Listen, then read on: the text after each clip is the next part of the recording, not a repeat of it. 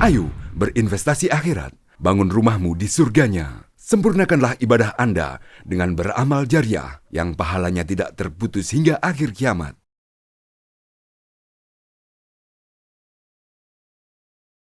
Assalamualaikum warahmatullahi wabarakatuh.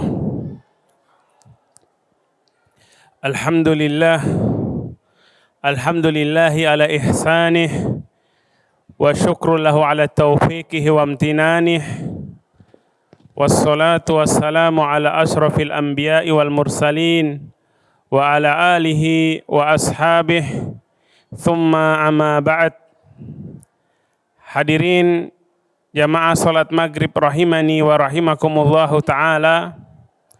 Alhamdulillah, kita bersyukur kepada Allah subhanahu wa ta'ala atas segala nikmat yang telah Allah karuniakan kepada kita.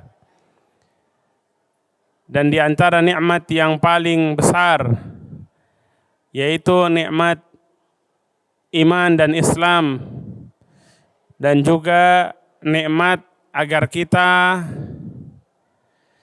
sadar akan kekhilafan dan kekeliruan yang telah kita lakukan, lalu Allah berikan kita pintu hidayah, bukakan jalan hidayah agar kita mau kembali bertobat kepada Allah subhanahu wa ta'ala atas kesalahan-kesalahan yang telah kita lakukan.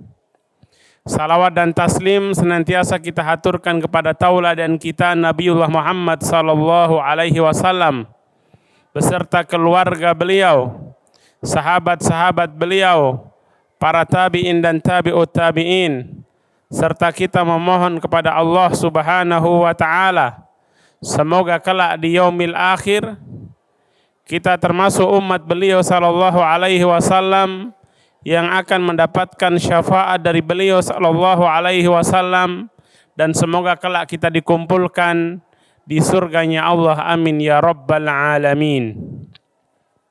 Hadirin rahimani wa rahimakumullahu ta'ala, di antara amalan yang sangat agung dan Allah perintahkan orang-orang yang beriman untuk melakukan hal tersebut, yaitu at-taubah, bertaubat kepada Allah subhanahu wa ta'ala. Mungkin sebagian kita ketika mendengar kata taubat beranggapan bahwasanya taubat ini hanya untuk para pendosa, hanya untuk ahli maksiat. Sedangkan orang-orang yang beriman, orang-orang yang saleh tidak perlu bertobat. Kalau demikian, ini adalah pemahaman yang keliru tentang taubat.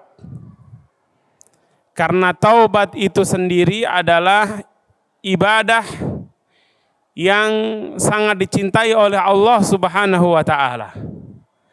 Bahkan manusia terbaik, manusia yang paling soleh, siapa jamaah? Nabi Muhammad sallallahu alaihi wasallam. Beliau mengatakan, inni la atubu ilallahi wa astaghfirullah fi kulli yaumin akthar min 70 marrah. Sungguh dalam sehari semalam aku senantiasa beristighfar, memohon ampun kepada Allah dan bertobat kepada Allah dalam sehari semalam tidak kurang dari 70 kali. Itu yang dilakukan oleh Nabi sallallahu alaihi wasallam, manusia paling mulia, Khalilullah, kekasih Allah yang paling dicintai oleh Allah subhanahu wa ta'ala. Lantas bagaimana dengan kita? Yang kata Nabi sallallahu alaihi wasallam, manusia pada umumnya selain Nabi dan Rasul, kata beliau sallallahu alaihi wasallam, kullu bani Adam khata' wa khairul khata'in at-tawwabun. Setiap anak keturunan Adam alaihissalam, yaitu kita sebagai manusia, banyak melakukan kesalahan. Khata' ini dalam bahasa Arab menggunakan sighah mubalaghah. yang artinya banyak, sering. Ya. Karena saking seringnya maka digunakan sigah mubalaghah bahwasanya manusia itu banyak dan sering melakukan kesalahan, sering melakukan dosa. Mungkin kita kalau diminta untuk menghitung dosa yang telah kita lakukan sehari ini saja kita sudah kerepotan. Dosa bukan hanya minum khamar, bukan hanya korupsi, bukan hanya makan yang haram.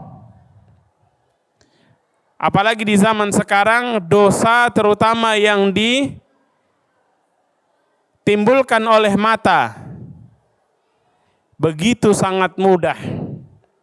Kata Nabi SAW, kutiba li bani Adam hadduhu minaz zina la mahalah. Telah ditetapkan bagi anak Adam peluang atau amalan yang termasuk dosa zina yang sulit dihindari. Zinal ain an-nadhar. An-nadhar fi maharam Allah. Zinanya mata dengan cara apa? Melihat, menonton yang haram-haram. Sekarang orang begitu mudah. Mungkin dia kalau keluar di jalanan dia bisa godul basor, bisa tutup menahan pandangannya. Tapi kalau di rumah sendirian dengan gadgetnya, ya, dia scroll, ya, terkadang tanpa ada filter keimanan, tanpa ada filter khosyah, khauf kepada Allah Subhanahu wa taala. Seakan-akan Allah tidak melihat dia. Apapun dia labrak. Ya. Maka ini semua adalah potensi dosa yang dapat bisa menghancurkan kita sebagai manusia. Apa solusinya? Solusinya kata Nabi SAW, wa khairul khatta'in at-tawwabun. Sebaik-baik orang yang telah banyak melakukan salah tadi, mereka yang mau introspeksi diri, memperbaiki diri dengan bertobat kepada Allah Subhanahu wa taala. Ya. Bahkan kadang tidak hanya ketika sendirian. Sekarang orang di dalam masjid pun kadang yang dia lihat kelihatannya duduk di majelis ilmu tapi bisa jadi dia scroll lihat yang haram. Dosa atau tidak, Pak? Dosa, wali'audzubillah. Maka yang harus dilakukan adalah bertaubat. Dan taubat ini secara khusus Allah memerintahkan siapa? Memerintahkan orang-orang yang beriman. Ya ayyuhalladzina amanu tubu ilallahi taubatan nasuha. Wahai kalian orang-orang yang beriman, bertobatlah kalian kepada Allah dengan taubat yang nasuh, taubat yang sesungguhnya. Bukan taubat sambal atau taubatnya orang yang karena kehabisan modal. Ya. Penjudi dia, saya nggak mau judi lagi karena habis modalnya. Begitu dia dapat modal lagi, ya, ulang lagi pasang slot ini segala macam, ya, apalagi sekarang lagi judi online. Ya. Begitu kalah dia bilang tobat, besok dia dapat modal lagi, kembali lagi. Ya. Makanya para ulama ketika mau berbicara tentang taubat, mereka menjelaskan taubat itu ada syaratnya. Artinya apa? Kalau syaratnya tidak terpenuhi, tidak diterima taubatnya, dianggap tidak sah taubatnya. Taubat yang pertama, syarat agar taubat diterima oleh Allah adalah yang berkaitan dengan waktu. Waktu taubat. Taubat itu ada masanya. Kalau dilakukan di luar waktu tadi, tidak bisa diterima oleh Allah Subhanahu wa taala. Allah sudah nggak terima lagi. Jadi taubat itu ada masa expire-nya. Kapan masanya habis? Ya. Yang pertama, yang berlaku untuk masing-masing orang, tiap-tiap orang, yaitu ketika seseorang sudah sakaratul maut, ketika nyawanya sudah berada di kerongkongan. Kata Nabi SAW, Innallaha yakbalu taubata abdi ma lam yughargir. Atau kama qala alaihi salatu wassalam. Allah akan menerima taubat hambanya selama dia belum sakaratul maut. Ya, kalau sudah nyawanya sudah di kerongkongan, dia sudah mau lewat, tidak berguna taubat. Kemudian yakbalullahu taubata abdi qabla an tatlu asyamsu min maghribiha. Masa yang berlaku untuk semua. Batasnya yaitu ketika selama matahari belum terbit dari barat. Kalau matahari sudah terbit dari barat, tidak berguna taubat. Ketika matahari sudah terbit dari barat, semua orang yang lihat akan berbondong-bondong bertaubat, tapi tidak ada guna. Allah nggak terima lagi taubatnya. Kita semua ya tidak ada yang tahu kapan kita akan meninggal. Maka hendaknya kita senantiasa bertobat kepada Allah, ya, bahkan setiap hari selalu bertobat. Ya. Bukan seperti anggapan orang kalau sering-sering bertobat berarti seakan-akan mengolok-olok Allah, mempermainkan Allah. Loh, kemarin tobat, sekarang tobat lagi. Ini kok tobat main-main kah? Sebagian orang berpikir seperti itu. Tapi tadi Nabi SAW mencontohkan bagaimana, Pak? Rasul yastaghfirullah wa yatubu ilaih fi yaumin akthar min 70 marrah. Dalam sehari lebih dari 70 kali bertobat. Apa berarti memperolok-olok atau mempermainkan Allah? Tidak. Ya, karena kita diperintahkan untuk bertobat itu banyak sebabnya. Pertama, dosa. Kedua, kita tidak bisa bersyukur kepada Allah dengan syukur yang sempurna. Ya. Nikmat Allah terlalu banyak, kalau kita disuruh mensyukuri dengan syukur yang sempurna, nggak bisa kita. Makanya kita bertobat kepada Allah atas hal-hal yang kurang supaya Allah mengampuni dosa-dosa kita. Ya. Bahkan di pelajaran atau di kajian tentang adab yang lalu kita telah membahas tentang adab buang hajat. Selesai buang hajat, kita keluar dari kamar mandi atau kamar kecil, apa yang kita baca? Ghufranaka, istighfar, memohon ampun kepada Allah. Kenapa? Sebagian ulama menjelaskan karena bisa jadi seseorang tidak mampu mensyukuri nikmat Allah berupa nikmat bisa buang hajat. Buang hajat saja itu nikmat. Ya. Orang tidak bisa buang angin saja, Pak, menderitanya, naudzubillah.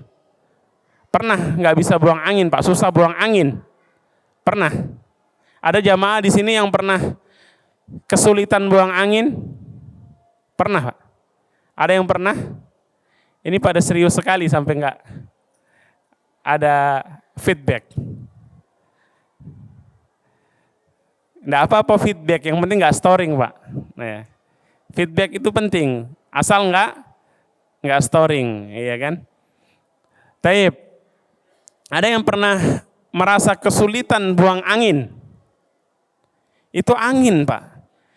Susah buang angin saja sangat menderita, bahkan ya terkadang harus dibawa ke rumah sakit, ya, diberikan penanganan khusus. Apalagi nggak bisa buang air besar, nggak bisa BAB. Na'udzubillah. Ya. Makanya tadi itu nikmat yang kadang sebagian orang nggak sadar kalau itu karunia, nikmat dari Allah. Bahkan kita bisa jalan, bisa berdiri, bisa sujud. Itu juga nikmat. Nanti ketika kita nggak bisa melakukan hal itu, hal yang setiap hari kita lakukan dengan normal kita anggap sebagai hal yang biasa, baru kita sadar, oh itu nikmat. Ya. Apalagi yang sudah tua-tua, yang sudah sepuh. Ya.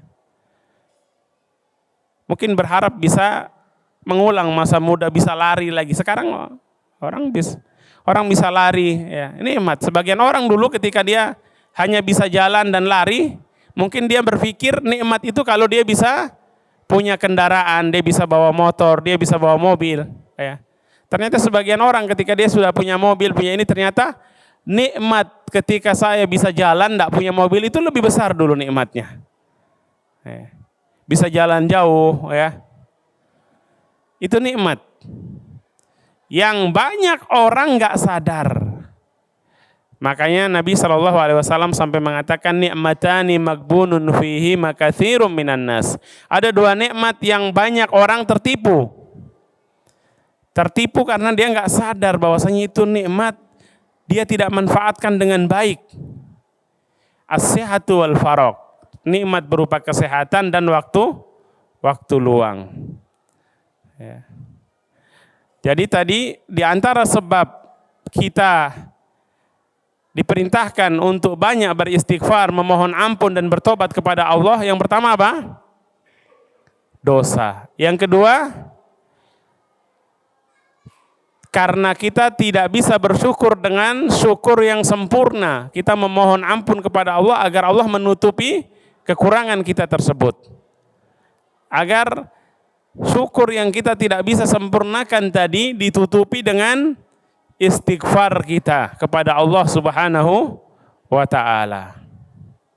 Taib, para ulama ketika membahas tentang taubat atau istighfar, ya, secara umum taubat, maka taubat itu ada syaratnya. Kalau tidak dipenuhi, dianggap tidak sah taubatnya. Kalau tadi yang berkaitan dengan waktu, yang berikutnya sebagaimana dijelaskan oleh Al-Imam An-Nawawi rahimahullahu taala dalam kitab Riyadhus Shalihin. Beliau menjelaskan tobat itu ada 3 syarat yang harus dipenuhi. Kalau ada salah satu yang tidak terpenuhi, berarti tobatnya tidak diterima oleh Allah, tobatnya tidak sah. Ya. Yang pertama, orang yang melakukan kesalahan atau dosa, kalau dia mau bertobat kepada Allah, dia harus menyesali dosa yang telah dia lakukan. Dia menyesal telah melakukan dosa. Dia menyesal telah menyia-nyiakan waktunya untuk habis hal-hal yang sia-sia. Dia menyesal atas kebiasaan dia mengulur-ulur waktu sholat sehingga sholat sering terlambat. Dia menyesal karena selama ini dia mendolimi atau sering menyakiti hati istrinya, atau sering mendolimi orang lain. Dia harus sadar itu adalah kesalahan dan dia harus menyesali perbuatannya itu. Ya. Karena kalau tidak menyesal tadi, dia berhenti bisa jadi kenapa? Karena nggak ada modal, karena nggak ada teman, nggak ada lawan. Akhirnya dia berhenti, tapi bukan bertobat. Orang yang bertobat dia harus sadar bahwasanya itu kesalahan dan dia menyesal atas dosa yang atas kesalahan yang telah dia lakukan. Kemudian apakah sekedar menyesal terus selesai? Menyesal sampai nangis-nangis. Ya. Tapi besok ya diajak lagi, oh ayo gas, kata dia. Iya. Ini nggak ada gunanya. Ya. Setelah dia menyesal atas dosa dan kesalahan yang dia lakukan, dia harus meninggalkan dosa tersebut. Syarat kedua meninggalkan dosa atau maksiat yang telah dia lakukan. Mungkin ada orang, dia sudah menyesal, dia meninggalkan, tapi dia berpikir, ini temporary, nanti 3 bulan lagi I will be back, saya mau balik lagi, ya kan? Enggak begitu. Tobat Selain dia menyesal meninggalkan dosa tadi, kemudian yang ketiga syaratnya dia harus bertekad, berazam, bertekad bulat untuk tidak mengulangi dosa itu lagi. Selama ini dia mungkin suka bermaksiat dan nonton hal yang haram segala macam. Wah, saya mau tobat dulu deh bulan ini. Nanti bulan depan tunggu teman-teman datang, lanjut lagi, Maka ini tidak sah tobatnya. Orang yang bertobat, dia harus setelah menyesal meninggalkan dan dia berazam, berjanji dengan sungguh-sungguh tidak akan mengulangi dosanya tadi. Dia berusaha. Lantas bagaimana kalau dia sudah berjanji tapi ternyata jatuh lagi? Apakah berarti tobat yang kemarin nggak diterima? Beda. Beda orang yang sudah bersungguh-sungguh berjanji, bertekad untuk tidak mengulangi kemudian tergelincir lagi, dengan orang yang memang tidak ada kesungguhan, tidak ada niat untuk meninggalkan itu selama-lamanya. Kalau orang sudah berniat bersungguh-sungguh untuk meninggalkan itu kemudian tergelincir lagi, ya tinggal dia tobat lagi, tidak ada masalah. Dia bertobat lagi. Ya. Jadi syarat tobat tadi berapa, jemaah? Tiga atau tidak tahu? Sudah dijelaskan tadi. Ya. 3. Yang pertama, menyesali dosa yang telah dia lakukan. Yang kedua, meninggalkan dosa tersebut. Yang ketiga, berjanji, berazam, bertekad bulat untuk tidak mengulanginya lagi. Bagaimana kalau di kemudian hari ternyata dia terjatuh pada dosa yang sama? Selagi dia sudah benar-benar bersungguh-sungguh untuk tidak mengulangi, kalau toh dia terjatuh lagi, maka dia segera bertobat lagi kepada Allah Subhanahu wa ta'ala. Dan Allah tahu yang ada dalam hati kita. Beda dengan orang yang dia bertobat sekarang ditinggalkan. Ada orang yang mungkin suka minum khamar, ya, CTK apakah enggak tahu. Kalau di Sorong dong biasa minum apa ini? CT, ya, mabuk. Ya. Kemudian ini Ramadan, pas masuk Ramadan tobat dulu. Tapi dia bilang nanti takbiran mulai lagi. Nah, ini dia sudah ada, dia niatnya bukan bertobat dengan untuk selama-lamanya, maka tobatnya tidak sah. Beda kalau dia sudah berazam, berjanji, bersungguh-sungguh untuk meninggalkan itu selama-lamanya, tapi ternyata di kemudian hari dia tergoda, jatuh, terpleset, tidak bisa menahan diri dan dia jatuh pada dosa tadi. Itu dua hal yang berbeda. Ya.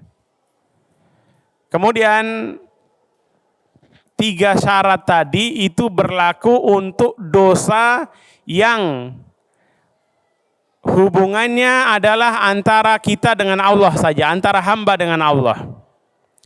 Dosa yang kaitannya antara kita dengan Allah, contohnya apa? Tidak sholat, atau sholat sering bolong-bolong, sholat sering terlambat. Itu dosa antara kita dengan Allah Subhanahu wa ta'ala. Tidak ada hubungan dengan manusia. Syaratnya 3, Pak, agar bisa diterima taubatnya. Tapi kalau dosa itu ada sangkut pautnya dengan manusia, dengan orang lain, maka syaratnya bukan cuma 3, syaratnya jadi 4 tambah 1 lagi. Ya. Syaratnya 4. Ya. Pernah menzalimi orang, merendahkan, memfitnah, menggibahi, mengambil hartanya atau memukul orang tadi, ya. Ini taubatnya lebih repot lagi. Selain yang 3 tadi, ditambah 1 lagi, yaitu dengan cara apa? Meminta atau menyelesaikan urusan tadi dengan orang tadi. Mencari keridhaan dia atau meminta maaf. Kalau ternyata yang dia ambil hartanya orang lain, ya dia harus kembalikan. Tidak cukup dia menangis-nangis di masjid minta ampun kepada Allah, dia sholat tobat terus selesai urusannya, enggak sebegitu, Pak. Bahkan Nabi SAW pernah menceritakan tentang kondisi orang yang bangkrut di akhirat nanti. Atadruna manil muflis? Tahu nggak siapa dia? Tahu nggak kalian siapa orang yang benar-benar bangkrut? Orang yang bangkrut itu siapa? Maka Nabi, para sahabat mengatakan, al-muflisu fina ya Rasulullah man la dirhama lahu wala mata. Ya Rasulullah, menurut kami orang yang bangkrut itu yang habis duitnya, nggak ada barangnya. Ini jawaban yang standar. Orang kalau berbisnis atau berusaha, punya usaha, kapan dikatakan bangkrut? Uangnya habis, barang nggak punya, itu bangkrut. Ada kala orang uangnya habis, tapi barangnya banyak, dia habis belanja, ya, barang dagangannya, ya, stoknya banyak di tokonya, nggak bangkrut ini, ya, dia lagi mau putar modal. Atau barangnya habis, tapi uangnya banyak, ya, nggak dikatakan bangkrut. Makanya para sahabat mengatakan yang bangkrut, duit nggak punya, barang aset juga habis. Ya. Tapi Nabi SAW ingin mengajarkan kebangkrutan yang lebih besar, kebangkrutan yang lebih mengerikan, yaitu bangkrut di akhirat. Siapa mereka? Yaitu orang yang nanti di hari kiamat datang dia membawa pahala ibadahnya, pahala sedekahnya, pahala sholatnya, pahala puasanya, mungkin pahala bacaan Al-Qur'annya, pahala dia datang kajiannya, tetapi ata qad daraba hada wa qadafa hada wa akhadha mala hada. Dia datang tadi dengan membawa pahala yang dia kira bawa pahala banyak, ternyata dia punya tanggungan. Di dunia pernah menzalimi orang lain, pernah memfitnah orang lain, pernah merendahkan, bahkan pernah memukul, pernah mengambil hartanya. Semua orang yang pernah dizalimi itu nanti akan menuntut dia di akhirat, sehingga pahala-pahala yang dia bawa tadi akan diberikan kepada orang yang pernah dia zalimi.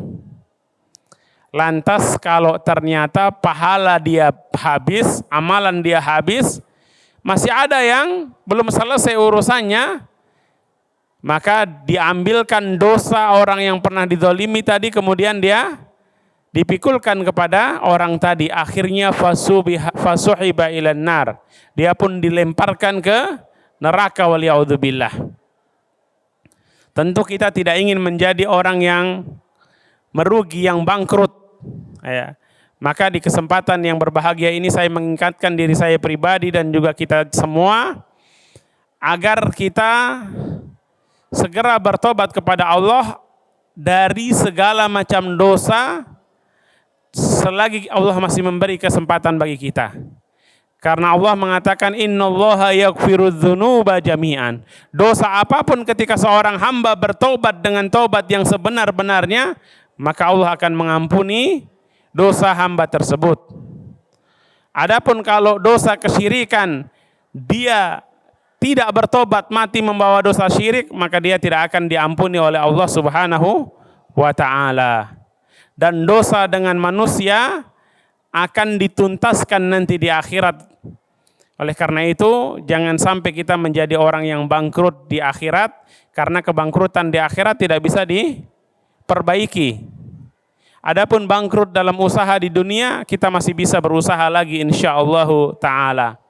Semoga kajian ini bermanfaat bagi kita semua yang hadir di majelis ini, terutamanya kami pribadi, dan semoga Allah Subhanahu wa ta'ala memberikan kita taufik agar kita senantiasa bertobat kepada Allah atas segala dosa dan kekhilafan kita, dan semoga kita istiqomah di jalan ketaatan kepada Allah Subhanahu wa ta'ala. Demikian wallahu taala a'lam bisawab wa sallallahu ala nabiyyina Muhammadin wa ala alihi wa sahbihi wa sallam Wa akhiru da'wana anil hamdulillahi rabbil alamin. Assalamualaikum warahmatullahi wabarakatuh. Ayo dukung media dakwah Masjid Agung Al-Akbar dengan ikut berdonasi pengadaan alat multimedia dan operasional dakwah. Usia boleh terputus, pahala jariah mengalir terus.